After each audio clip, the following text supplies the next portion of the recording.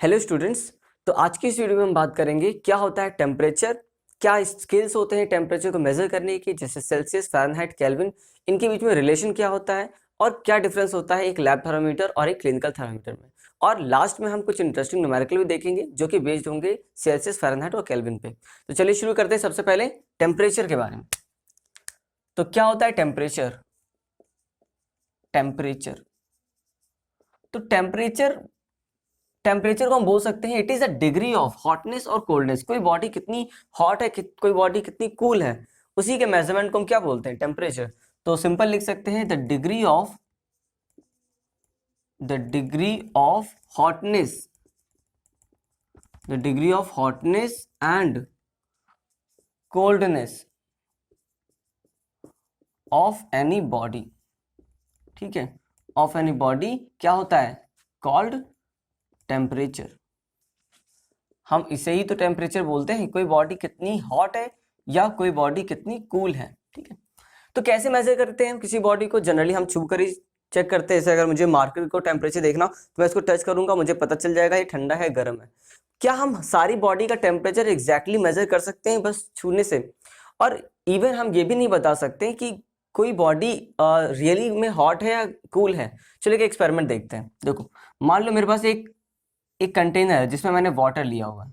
ठीक है, मैंने एक कंटेनर में वाटर लिया, लेट्स से कि ये टेम्परेचर है 25 डिग्री सेंटीग्रेड। ठीक है, नॉर्मल टेम्परेचर।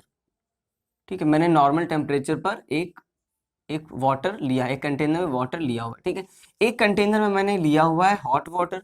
ठीक है, हॉट वाटर जिसको आप टच कर सको। ठीक है, हॉट वाटर, हॉट वाटर। और एक कंटेनर में मैंने लिया हुआ है कूल वाटर। ठीक है, कोल्ड वाटर। यहाँ पे मैंने लिया हुआ है कोल्ड वाटर, कोल्ड वाटर। अब आपको क्या करना है? एक्सपेरिमेंट करना है, या आप एक्सपेरिमेंट कर भी सकते हो।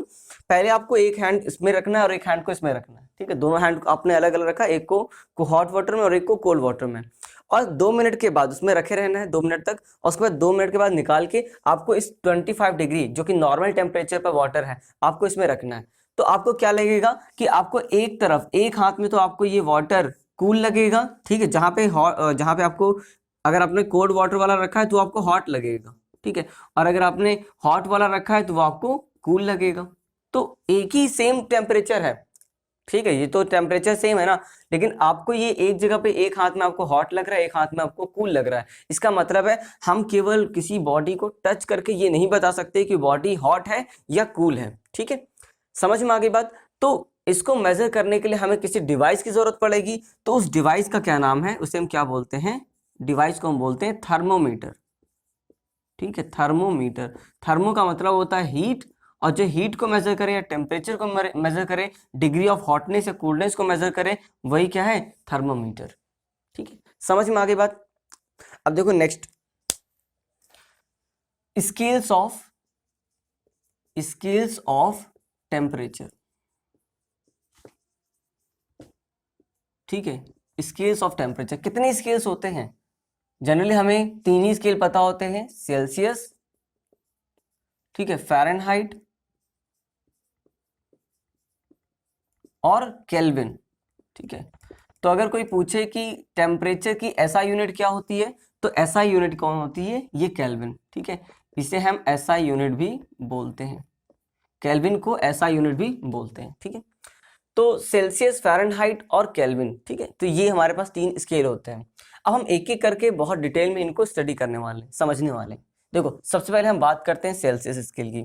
और जो थर्मामीटर होते हैं वो भी कई टाइप के होते हैं। आपने सुना होगा जो हम देखते हैं लैब में या क्लिनिक में, तो वो जो थर्मामीटर यूज होते हैं वो मरकरी बेस्ड होते हैं, उसमें मरकरी फिल होता है। ठीक है, तो हम अभी बात करने वाले मरकरी के बारे में, मरकरी वाले थर्मामीटर्स के बारे में।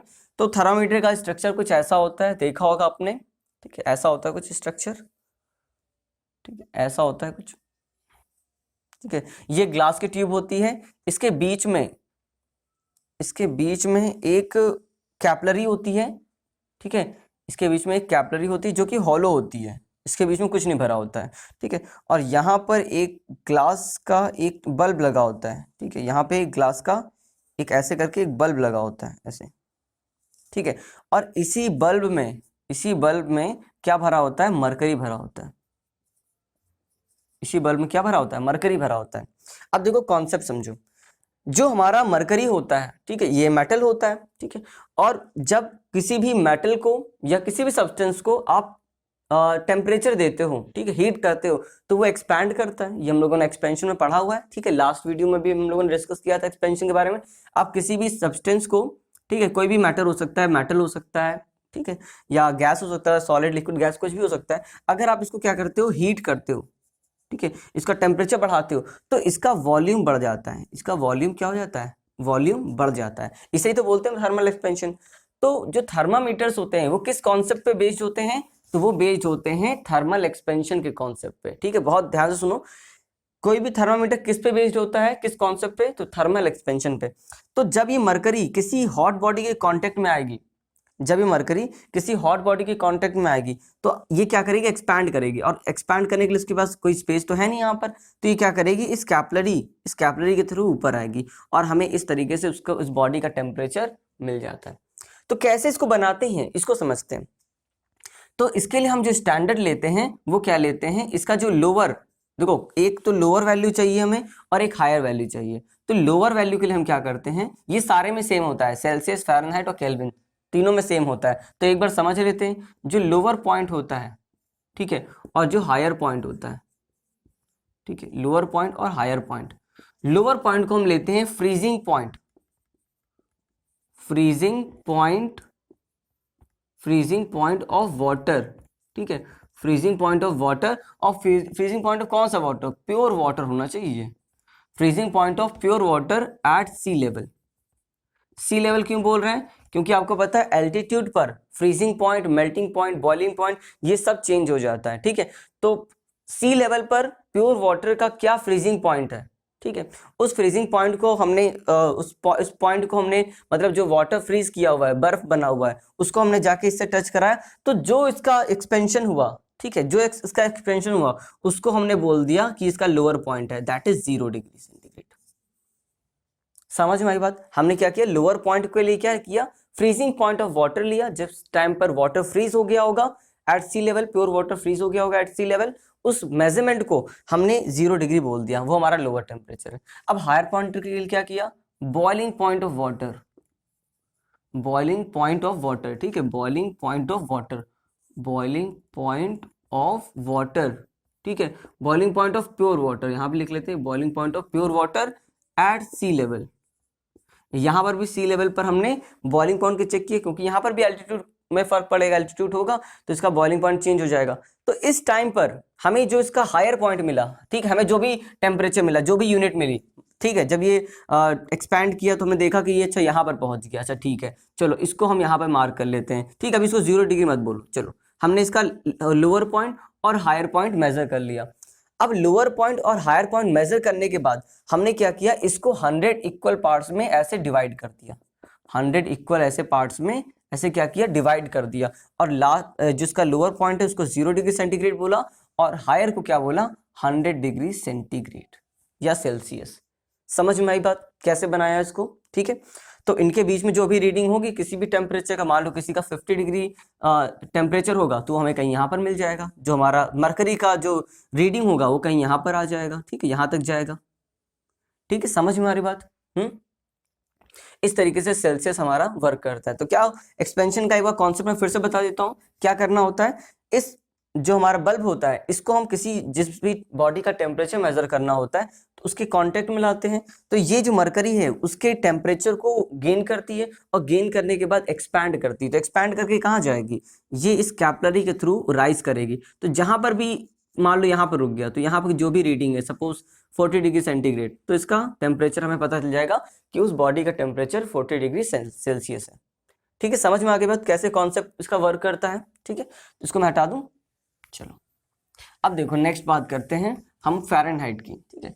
तो देखो फ़ारेनहाइट और सेल्सियस में कोई खास फर्क नहीं, यहाँ पर भी हम वही काम करते हैं, ठीक है। तो इसका जो अच्छा इसके बीच में डिफरेंस कितना है, तो 100 डिग्री, ठीक है, 100 डिग्री का, 100 डिग्री सेल्सियस का इनके बीच में डिफरेंस है, ठीक है। तो ये डिफरेंस किसका है, ये हमने माना हुआ है, ऐसा होता नहीं है, ये तो हमने माना हुआ है, खुद से माना है कि जो फ्रीजिंग पॉइंट होगा, जो बॉइलिंग पॉइंट होगा, उनके बीच के डिफरेंस को हम 100 मान रहे हैं, जिससे हमारी कैलकुलेशन अच्छी होगी, जिससे हमारा स्केल अच्छा बनेगा, ठीक है।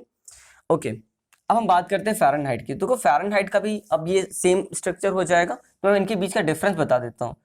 तो फ़ारेनहाइट स्केल में जो हम लोवेस्ट पॉइंट लेते हैं वो लेते हैं 32 डिग्री फ़ारेनहाइट, ठीक है। और ये टेम्परेचर ये जो होता है वो किसका होता है, ये फ्रीजिंग पॉइंट ऑफ वाटर होता है, ठीक है। बस यहाँ फ़ारेनहाइट हो जाता है।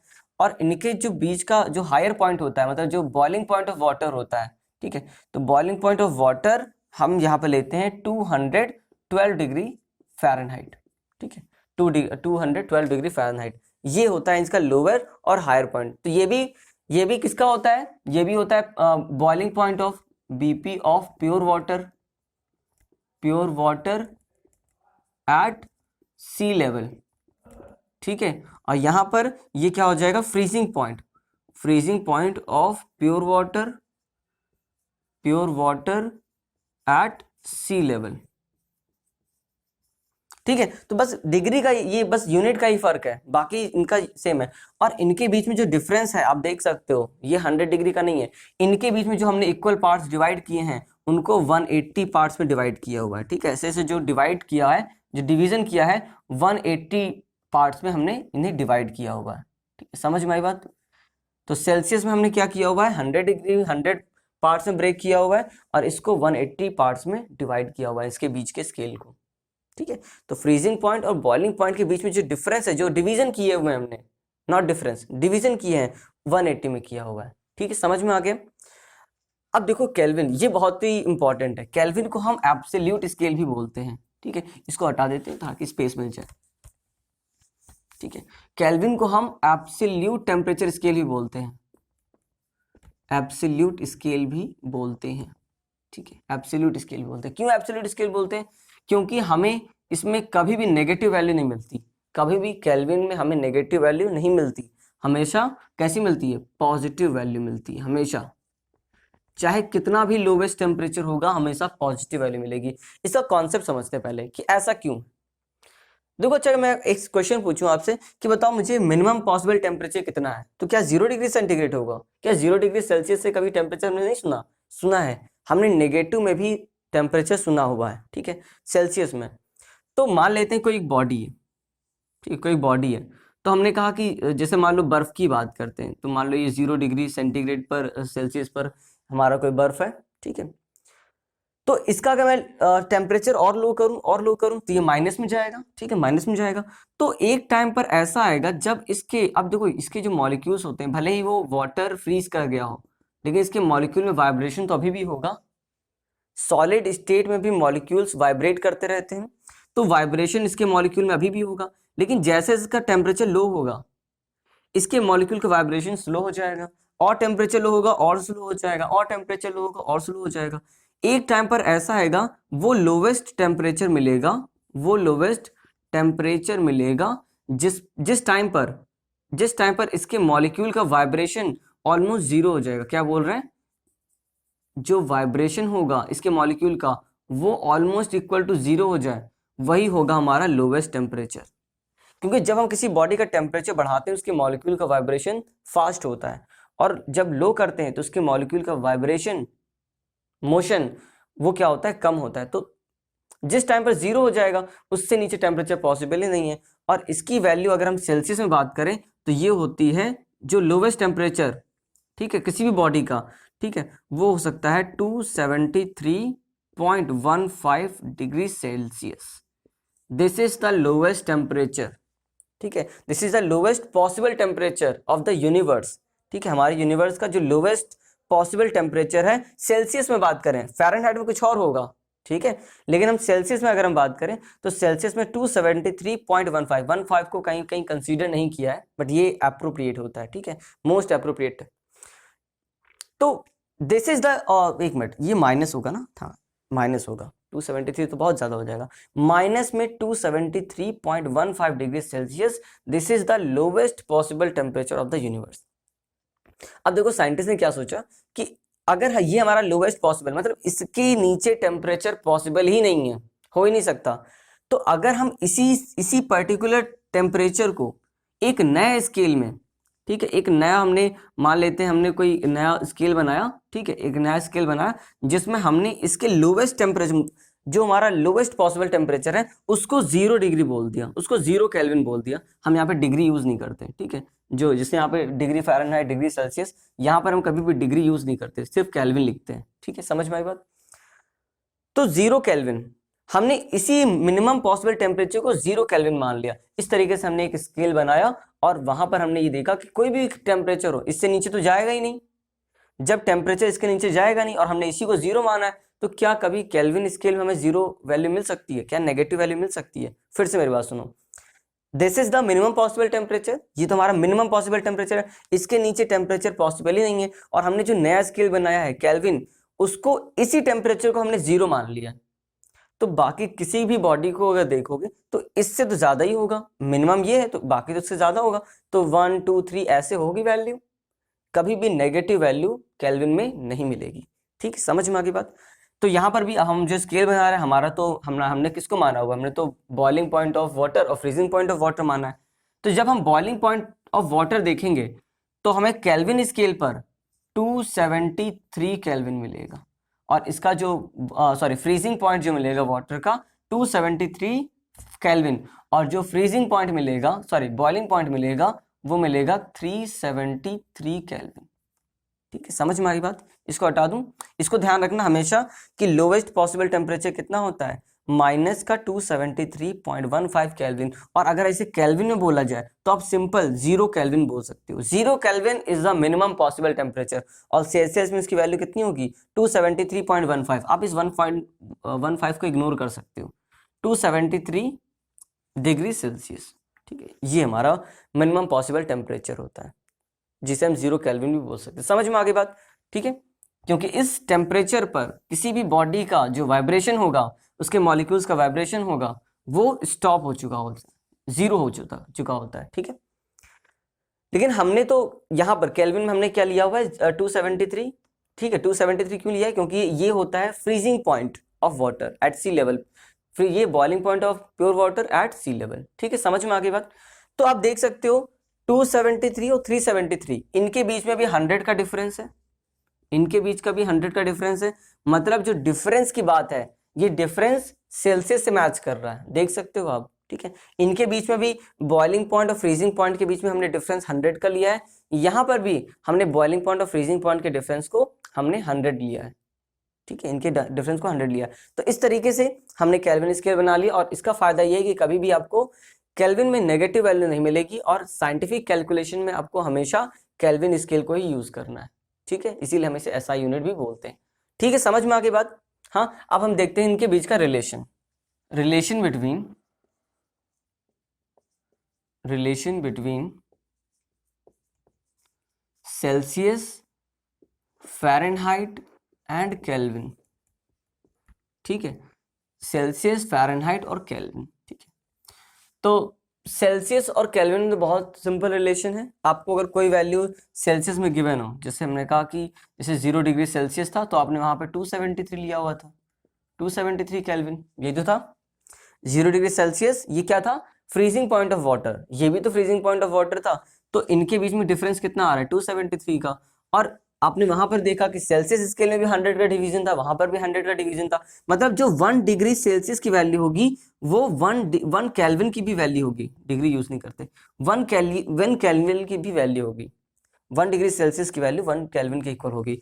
2 डिग्री सेल्सियस, ये डिफरेंस की बात हो रही है, क्या हो रही है? बात डिफरेंस की हो रही है, इक्वल नहीं हो रहा, ठीक है। ये 2 केल्विन, अगर मैं बोलूं कि दो बॉडी हैं जिनके बीच में 40 डिग्री सेल्सियस का डिफरेंस है, तो इनके बीच में 40 केल्विन का भी डिफरेंस होगा, ठीक है, सिंपल मतलब है, ठीक है, समझ में आ रहा है। तो ऐसे रिलेशन हम देखते हैं, एक बार तीनों का एक साथ में बता देता हूँ, बाकी फिर अलग अलग बता देंगे, ठीक है। तो देखो, अगर हम इनको साथ में बात करें तो यहाँ पर आ जाएगा f minus 32/9 is equal to, ठीक है, क्या आ जाएगा? k minus 273/5 is equal to c/5, ठीक है। ये रिलेशन होता है, कॉमन रिलेशन होता है। आप सेल्सियस, फ़ारेनहाइट और केल्विन किसी को भी चेंज कर सकते हो। अगर आपको फ़ारेनहाइट से केल्विन में चेंज करना है, आप ये रिलेशन यूज कर लो। अगर फ़ारेनहाइट से सेल्सियस में चेंज करना है, आप ये इक्वेशन यूज कर लो।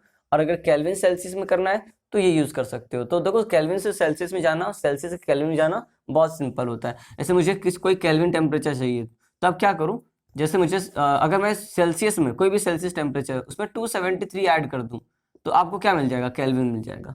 ये सबसे इंपॉर्टेंट है। और अगर मुझे केल्विन पता है तो मैं बस क्या करूंगा, 273 से माइनस कर दूंगा। ठीक है, केल्विन से अगर मैं 273 माइनस कर दूं तो मुझे क्या मिलेगा, सेल्सियस मिलेगा। ठीक है, समझ में आई बात। तो सेल्सियस से केल्विन में जाना, केल्विन से सेल्सियस में जाना बहुत ईजी होता है। बस उसमें 273 का ही तो डिफरेंस होता है, उसको हम ऐड या सब्ट्रैक्ट कर देंगे, हमें मिल जाएगा। सेल्सियस में आपको 273 ऐड करना है और केल्विन से 273 माइनस करना है, तो वापस से सेल्सियस में आ जाएगा। ठीक है, समझ में आ रही बात। तो ये रिलेशन है, अभी हम यूज करेंगे इसे। अब एक क्वेश्चन है जो बहुत बार एग्जाम में आता है कि क्या एडवांटेज होते हैं किसी भी मरकरी को फिल करने का। ठीक है, अगर हम मरकरी को फिल कर रहे हैं थर्मामीटर में, उसके क्या एडवांटेज होते हैं, देखो एक बार। तो advantages of filling mercury in thermometer. ठीक है, बहुत सारे थर्मामीटर होते हैं, अल्कोहल थर्मामीटर भी होता है, ठीक है, मरकरी भी थर्मामीटर। तो मरकरी के क्या एडवांटेज होते हैं इसको देखते हैं। ठीक है, तो मरकरी को फिल करने का क्या एडवांटेज होता है, सबसे पहले तो ये शाइनिंग नेचर का होता है, शाइनिंग। ठीक है, it is shining and opaque. Opaque मतलब जिसको आर पार आप ना देख सके। ठीक है, ओपेक, ये बोर्ड ओपेक है, इसके पार का तो नहीं दिख रहा आपको। तो shining and opaque, shining nature का होता है, सिल्वरी नेचर होता है। ठीक है, कलर का होता है। Okay, shining and opaque. Second क्या है, गुड कंडक्टर ऑफ हीट। ठीक है, गुड कंडक्टर ऑफ हीट, तो लिखते हैं good conductor of heat. Good conductor of heat. ठीक है, गुड कंडक्टर होता है हीट का क्योंकि मेटल है। Third, easily available. ठीक है, easily available in pure form, ठीक है, प्योर फॉर्म। फोर्थ पॉइंट क्या हो सकता है, it's thermal expansion. Thermal expansion अभी बताया था, thermal expansion. It's thermal expansion is uniform with temperature. ठीक है, समझ में आ रही होगी बात। ऐसा नहीं होगा कि पहले बहुत ज्यादा एक्सपैंड कर गया फिर धीरे धीरे एक्सपैंड कर, ऐसा नहीं होगा। जितना भी एक्सपैंड होगा वो यूनिफॉर्म तरीके से होगा। ठीक है, इक्वली होगा। 1 डिग्री सेंटीग्रेड पे इतना हुआ, फिर 2 डिग्री पे इतना हुआ, फिर 3 डिग्री, ऐसा नहीं कि 1 डिग्री पे यहाँ पे और 2 डिग्री पे यहाँ पहुंच गया, ऐसा नहीं होगा। ठीक है, तो it's thermal expansion is uniform with temperature. ठीक है, और देखो fifth point, it's specific heat. ठीक है, it's specific heat is very low. It's specific heat is, अब ये पॉइंट इंपॉर्टेंट है, ये पॉइंट समझने वाला है। ठीक है, it's specific heat is very low. इसका क्या फायदा है, देखो पहले तो स्पेसिफिक हीट का मतलब समझो। जैसे मान लो मेरे पास एक कोई बॉडी है। ठीक है, कोई बॉडी है, मान लो ये 1 ग्राम है। ठीक है, तो 1 ग्राम की बॉडी है कोई, सपोज ये कोई बॉडी है 1 ग्राम। अब मैं इसको हीट दे रहा हूँ, इसको मैं क्या कर रहा हूँ, हीट कर रहा हूँ। तो ये बॉडी मान लो अभी कितने पे है, 0 डिग्री सेंटीग्रेड पर है सपोज। ठीक है, ये बॉडी 0 डिग्री सेल्सियस पर है या 10 डिग्री सेल्सियस पर है। ठीक है, चलो मैं 10 डिग्री सेल्सियस ले लेता हूँ। अब मुझे इस बॉडी का टेम्परेचर करना है 11 डिग्री सेल्सियस। ठीक है, तो 1 डिग्री सेल्सियस या 1 डिग्री टेम्परेचर बढ़ाने में, 1 डिग्री सेल्सियस टेम्परेचर बढ़ाने में ये कितने जूल की एनर्जी कंज्यूम करेगा। ठीक है, अगर कम करेगा तुम बोलेंगे इसका स्पेसिफिक हीट कम है, ज्यादा करेगा तो स्पेसिफिक हीट ज्यादा है। ठीक है, समझ में आ रही बात। ऐसे वाटर का स्पेसिफिक हीट ज्यादा होता है। तो it's specific heat is very low, मतलब बहुत ही कम टेम्परेचर लेके ही अपना टेम्परेचर राइज कर लेता है। ठीक है, इससे फायदा क्या होता है, जिस बॉडी के भी कांटेक्ट में इसको हम लाते हैं ये उसका टेम्परेचर ज्यादा डिक्रीज नहीं करता है। जैसे मान लो ये कोई बॉडी है जिसका टेम्परेचर आपको मेजर करना है। ठीक है, आप इसको थर्मामीटर से टच कराओगे। ठीक है, मान लेते हैं ये थर्मामीटर है। ठीक है, ये थर्मामीटर है, ये थर्मामीटर। ठीक है, तो इससे टच होगा, तो अगर इसकी पूरी हीट इसमें ट्रांसफर हो जाएगी तो उसका टेम्परेचर लो हो जाएगा। बट इससे जो हमारा थर्मामीटर है बहुत ही कम हीट इससे लेगा और ये तुरंत उसका टेम्परेचर बता देगा, अच्छा इस टेम्परेचर पे इसकी वैल्यू है। समझ में आ रही बात। तो इसका स्पेसिफिक हीट बहुत लो है, मतलब ये बहुत ही कम हीट एब्जॉर्ब करके रीडिंग आपको तुरंत दे देगा। ठीक है, और देखो 6 पॉइंट क्या है, इट डज नॉट स्टिक। अब ये बहुत इंपॉर्टेंट बात, ये भी इंपॉर्टेंट। ठीक है, इट डज नॉट स्टिक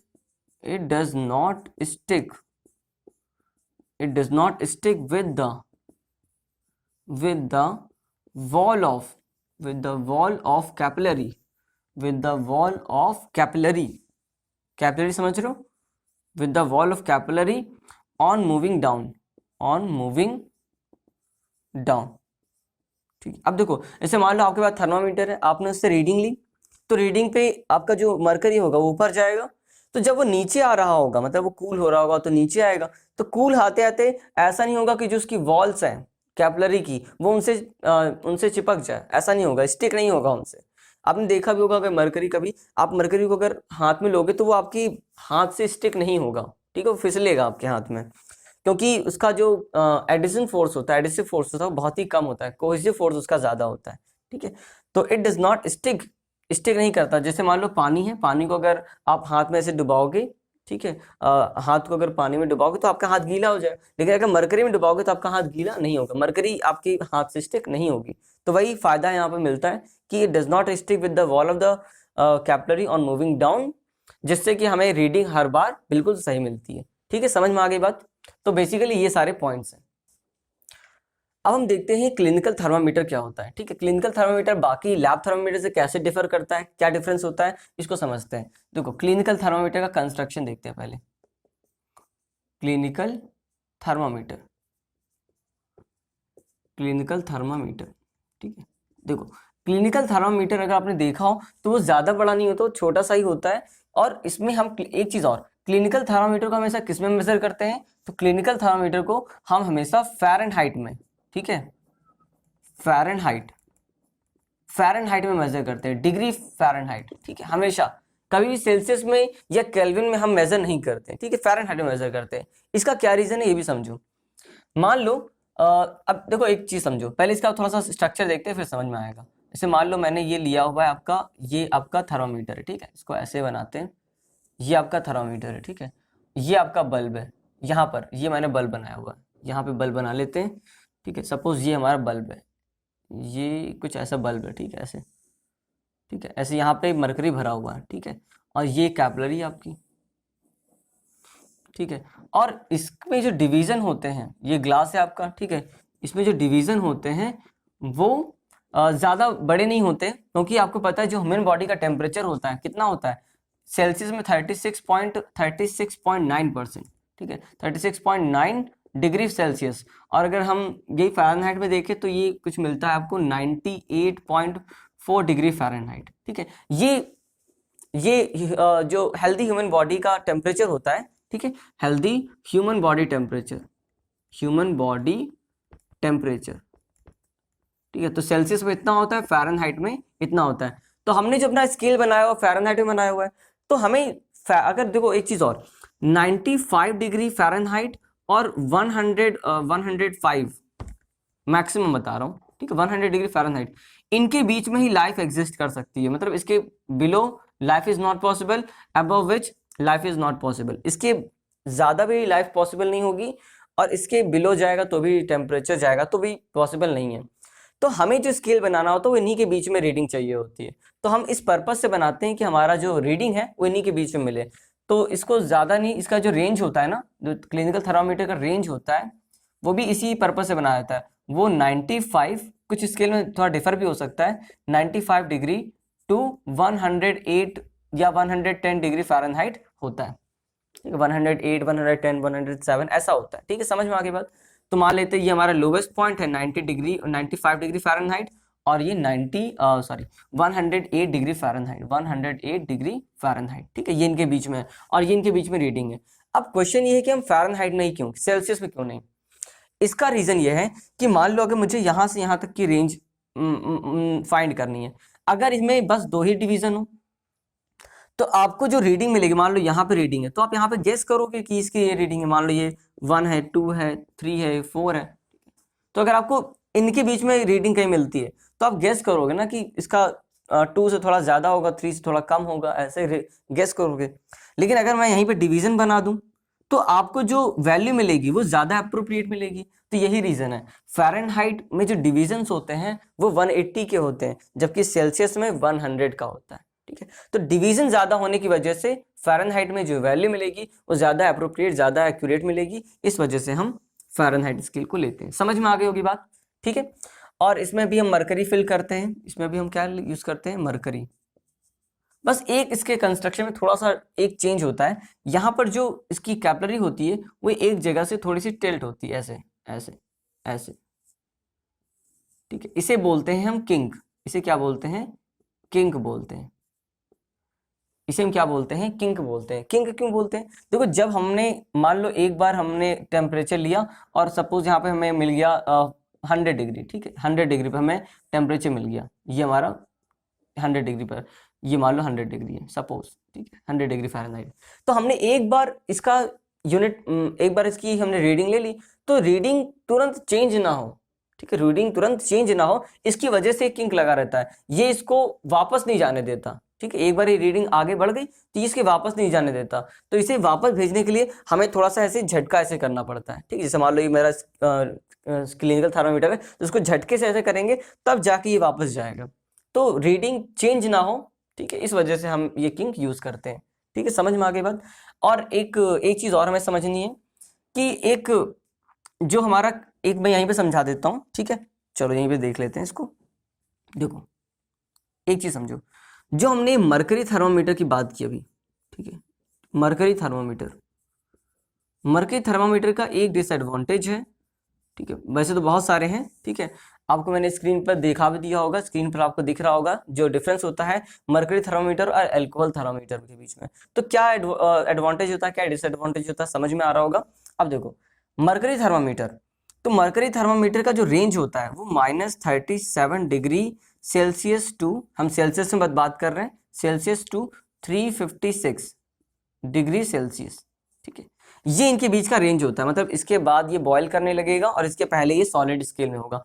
तो आप जो मेजर कर सकते हो टेम्परेचर, वो इतना ही इसके बीच में ही मेजर कर सकते हो। हालांकि इसका जो रेंज है ये 356, इसको इंक्रीज कर सकते हैं अगर आप इस थर्मामीटर में कोई इनर्ट गैस जैसे कि ऑर्गन या नाइट्रोजन फिल करते हो, तो उसके वेपर प्रेशर की वजह से यहाँ पर इसका जो आगे वाला टेम्परेचर, हायर टेम्परेचर, वो अप टू 450 डिग्री सेल्सियस बढ़ा सकते हो, ठीक है। कब बढ़ेगा ये, जब आप जब इसमें यहाँ पर कोई गैस फिल करोगे, इनर्ट गैस जैसे कि नाइट्रोजन, जैसे कि ऑर्गन, ठीक है, ऐसी गैस फिल करोगे तो इसका टेम्परेचर इतना बढ़ा सकते हैं। लेकिन जनरली इसको हम इन्हीं बीच में मेजर कर सकते हैं अगर आपने कोई गैस वैस ना फिल करी हो तो अब देख सकते हो -37 डिग्री सेल्सियस के नीचे इसको मेजर करना मुश्किल है, नहीं कर सकते आप, क्योंकि इसके बाद तो ये सॉलिड में कन्वर्ट हो जाता है। तो इस केस को, इस प्रॉब्लम को सॉल्व करने के लिए एक नया थर्मामीटर इंट्रोड्यूस किया गया जिसे हम बोलते हैं अल्कोहल थर्मामीटर, ठीक है। तो बेसिकली अल्कोहल थर्मामीटर का जो यूज होता है वो लोअर टेम्परेचर, ठीक है, ये कहाँ यूज होता है, इसको हम यूज करते हैं हायर टेम्परेचर के लिए, ठीक है, हायर टेम्परेचर के लिए, और इसको हम यूज करते हैं लोअर टेम्परेचर के लिए, ठीक है। अल्कोहल थर्मामीटर को हम कैसे यूज करते हैं, टू मेजर लोअर टेम्परेचर, ठीक है। तो अगर डिफरेंस आता है तो आप लिख सकते हो कि ये हाई टेम्परेचर को मेजर करने के लिए यूज होता है, 450 तक मेजर कर सकते हो आप, और इसको मेजर करते हैं हम लोअर टेम्परेचर। तो इसका जो रेंज होता है वो होता है आपका -115 डिग्री सेल्सियस टू, यहाँ पे भी सेल्सियस में बात कर रहे हैं, टू ज्यादा इससे हाई टेम्परेचर मेजर नहीं कर सकते, अप टू 78 डिग्री सेल्सियस, ठीक है। तो इनके बीच में ही इसमें डिफरेंस मेजर कर सकते हो। तो बेसिकली जो इसके बाद से ये इवेपोरेट हो जाता है, ठीक है, जो हमारा अल्कोहल होता है वो इवेपोरेट कर जाता है, जल्दी वोलेटाइल होता है, ठीक है। तो उसकी वोलेटिलिटी की वजह से हम इसमें हायर टेम्परेचर ज्यादा मेजर नहीं कर सकते, बट लोअर टेम्परेचर के लिए बहुत यूजफुल है, ठीक है। समझ में आ गई बात। I hope this is clear to you now. तो अब देखते हैं कुछ क्वेश्चंस।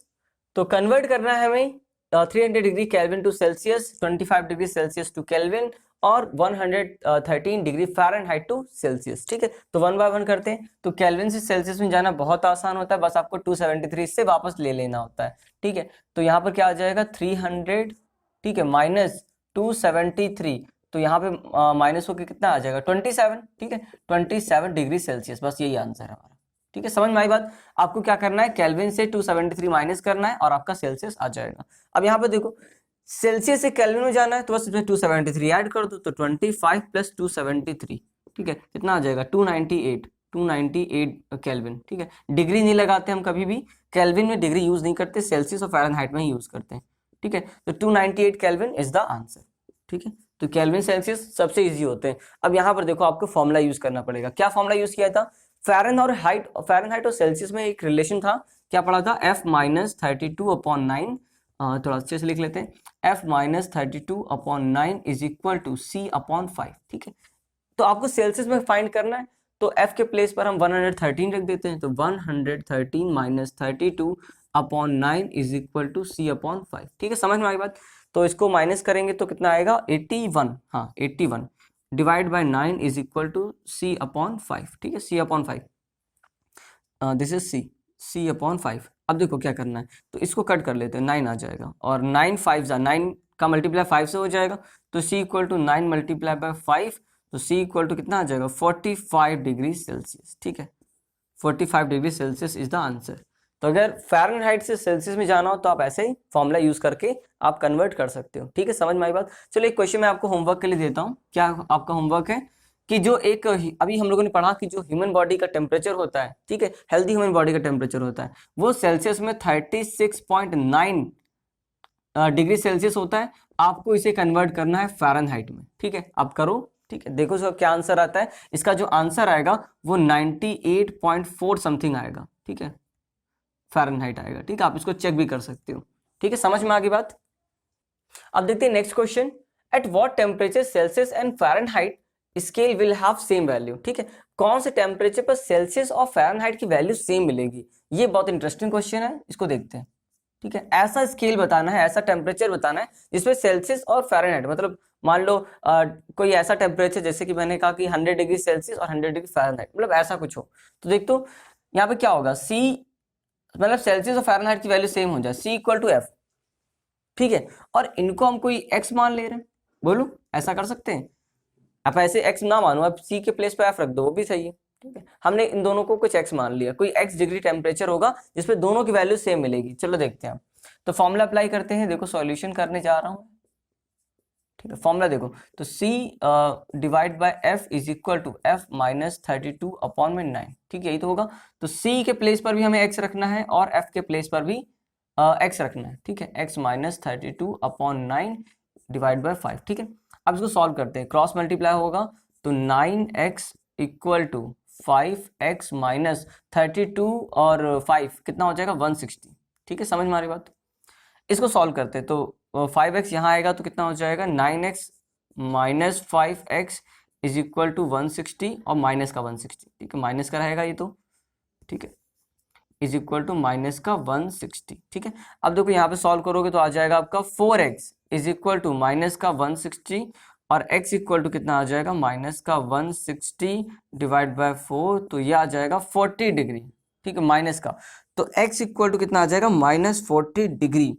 अब यही x की वैल्यू सेल्सियस में भी सेम होगी, मतलब C equal to minus 40 degree Fahrenheit. ठीक है, सॉरी, x इक्वल टू, ठीक है, x equal to minus 40 degree Fahrenheit और x इक्वल टू क्या आ जाएगा? Minus 40 degree Celsius. मतलब 40 डिग्री पर, माइनस के 40 डिग्री पर फ़ारेनहाइट और सेल्सियस की वैल्यू सेम होगी। आप ऐसे भी कर सकते हो, इसको अगर चेक करना हो आपको, आप किसी एक वैल्यू को, सपोज मैंने ये वैल्यू ले ली, ठीक है, ये वाली सेल्सियस वाली, आपको इसे कन्वर्ट करना हो अगर फ़ारेनहाइट में, तब चेक करना, आपको यही वैल्यू मिलेगी वापस से, बस फ़ारेनहाइट लगा होगा यहाँ पर। ठीक है, तो इस टेम्परेचर पर, ये बहुत बार कॉम्पिटिटिव एग्जाम में पूछा गया है कि किस टेम्परेचर पर दोनों की वैल्यू सेम होगी, तो माइनस 40 डिग्री पर। ठीक है, समझ में आ गई बात? अब देखते हैं next question, find the temperature at which Celsius scale will have numerically half value of Fahrenheit scale. ठीक है, इसका आपको शायद मतलब नहीं समझ में आ रहा होगा, मैं बताता हूँ कि आपको वो टेम्परेचर फाइंड करना है जिस पर जो सेल्सियस आपको वैल्यू मिले, ठीक है, सेल्सियस वैल्यू मिले, वो आपको फ़ारेनहाइट स्केल का हाफ मिले। मतलब ऐसे कुछ, मान लो ये फ़ारेनहाइट है और ये सेल्सियस है, तो फ़ारेनहाइट अगर मान लो 100 है तो ये 50 मिले, अगर ये 200 है तो ये 100 मिले। बात समझ में आ रही? फ़ारेनहाइट पर जो भी वैल्यू मिले सेल्सियस पर उसका हाफ मिले, तो ये मान लो 100 है तो ये 50 होगा। तो अगर हमें इसके बीच में इक्वल लगाना है तो क्या करना पड़ेगा? मैं यहाँ पे क्या करूँ, यहाँ पे डिवाइड करूँ 2 से या यहाँ करूँ, तो ये तो ज़्यादा है ना, ये कम है। ठीक है, यही आपको हेल्प करेगा, समझो। अगर ये फ़ारेनहाइट इसका डबल है ना, देखो लिखा हुआ है ना, एट विच द आपको सेल्सियस की वैल्यू हाफ चाहिए, तो अगर ये 100 है तो 50 है, तो इनको 50-50 बनाने के लिए मुझे क्या करना पड़ेगा? या तो मैं 2 से मल्टीप्लाई करूँ या इसका 2 से डिवाइड करूँ। मैं 2 से डिवाइड कर देता हूँ।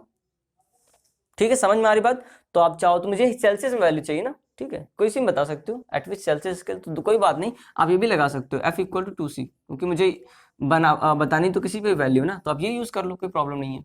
ठीक है, अब देखो यहाँ पे सॉल्यूशन,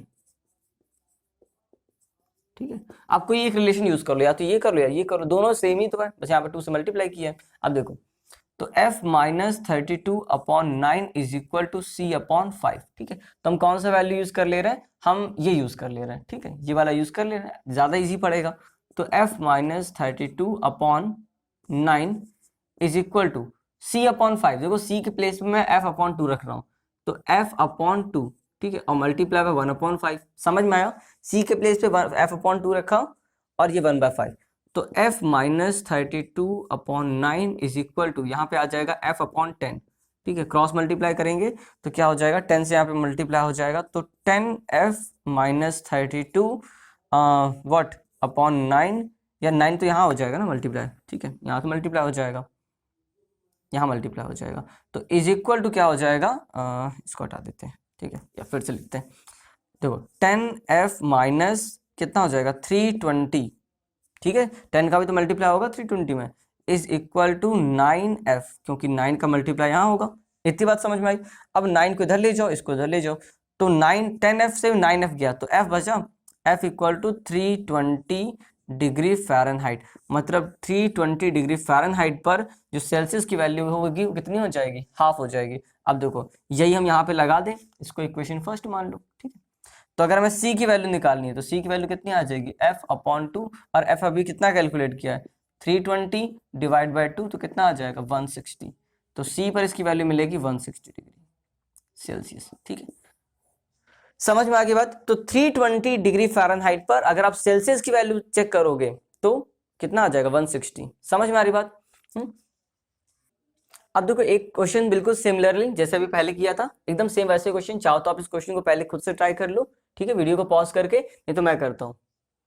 चलो देखते हैं, find the Celsius temperature at which the numerical value of Fahrenheit scale will have 5 time the Celsius scale. समझ में आ रहा होगा कि फ़ारेनहाइट स्केल की वैल्यू 5 टाइम हो सेल्सियस स्केल के, मतलब सेल्सियस स्केल पर कोई भी वैल्यू हो, ठीक है, जो फ़ारेनहाइट हो उसका 5 टाइम हो। तो जैसे मैंने कहा कि मान लो ये 100 डिग्री है तो 500 हो, ये अगर 20 है तो ये 100 हो, इस तरीके से, ठीक है, तो 5 टाइम ये है ना, तो मुझे इक्वल करने के लिए कहाँ 5 यूज करना पड़ेगा, 5 यहाँ यूज करना पड़ेगा, तभी तो ये दोनों क्वांटिटी इक्वल होगी, हमने तो बीच में इक्वल लगाया और ये तो इसका 5 टाइम है, तो हमें इक्वल करने के लिए क्या करना पड़ेगा, 5 से यहाँ मल्टीप्लाई करना पड़ेगा, ठीक है, अगर ये चीज आप समझ गए तो आपके लिए ईजी है क्वेश्चन, ठीक है। तो अब यहाँ पे देखो सॉल्यूशन देखते हैं, सॉल्यूशन, तो f minus 32/9 is equal to C upon 5, ठीक है, तो यहाँ पर हमने एक रिलेशन यूज कर लिया, हमें सेल्सियस में फाइंड करना ना, और यहाँ पर देखो फाइंड द सेल्सियस टेम्परेचर, हमें सेल्सियस टेम्परेचर ही बताना है, तो हमें जहां पर f है वहां पर C को प्लेस करना पड़ेगा, तो f के प्लेस पर हम क्या पुट करते हैं, 5C पुट कर देंगे, तो 5C माइनस 32/9, इससे पहले वाले क्वेश्चन में था कि आप चाहे फ़ारेनहाइट में बता दो या सेल्सियस में बता दो, बट यहाँ पे बोला क्या है ना सेल्सियस बताओ, तो हमें f को रिप्लेस करना पड़ेगा, f को हटा के 5C रखना पड़ेगा, तो वही किया, इक्वल टू C अपॉन 5, ठीक है, क्रॉस मल्टीप्लाई करेंगे तो 5 का 25C माइनस यहाँ पर आ जाएगा माइनस का 160, ठीक है, इक्वल टू 9C, ठीक है, समझ में आ रही बात। अब इसको इधर ले जाते हैं, तो 25C minus 9C is equal to 160, ठीक है, यहाँ पे सॉल्व करोगे कितना आ जाएगा 16, हाँ 16 आ जाएगा, 16C इक्वल टू 160, और यहाँ से C की वैल्यू आ जाएगी 160 डिवाइड बाय 16, तो कितना आ जाएगा 10, तो C की वैल्यू हमने यहाँ पे फाइंड कर ली, C की वैल्यू कितनी आ जाएगी 10 डिग्री सेल्सियस।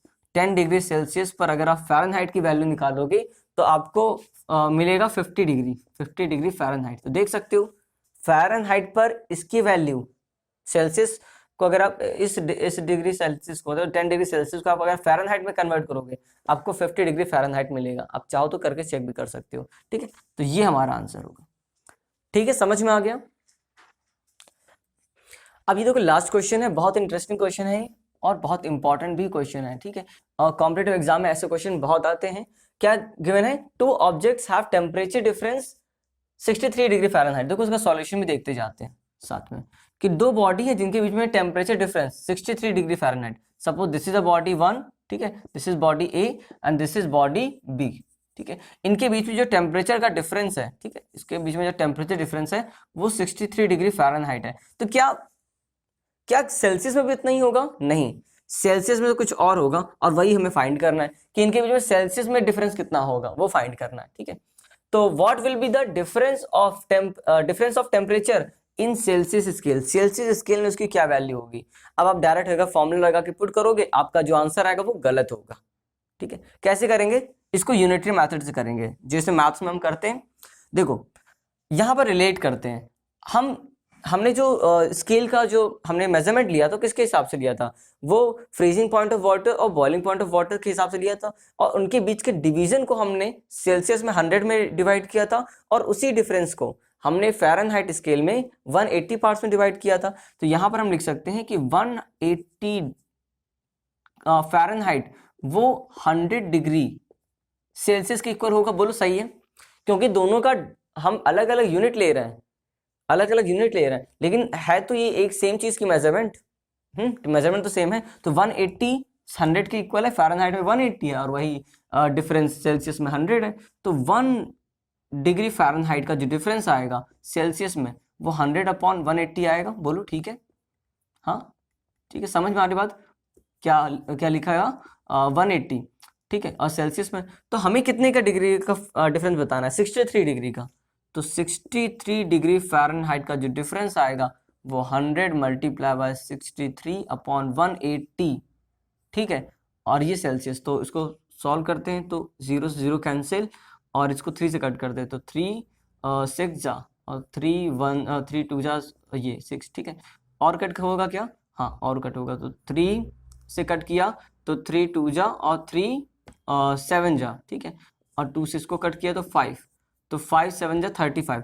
तो अल्टीमेटली जो डिफरेंस आएगा वो कितना आ जाएगा? 35 डिग्री सेल्सियस, और यही हमारा आंसर होगा। समझ में आया? हमने 180 को उसके इक्वल रखा, इक्वेट किया, जैसे यूनिटरी मेथड मैथ्स में करते हैं। तो 1 डिग्री फ़ारेनहाइट इसके इक्वल, तो 63 डिग्री फ़ारेनहाइट का डिफरेंस कैसे निकालेंगे? ऐसे सॉल्व करके आपका आंसर आ जाएगा 35 डिग्री सेल्सियस। मतलब इनके बीच में जो टेम्परेचर का डिफरेंस सेल्सियस में होगा वो 35 डिग्री सेल्सियस होगा। So this was all about this the temperature concept, ठीक है। आई होप आपको समझ में आया होगा। नेक्स्ट वीडियो में हम बात करेंगे inter conversion of states of matter.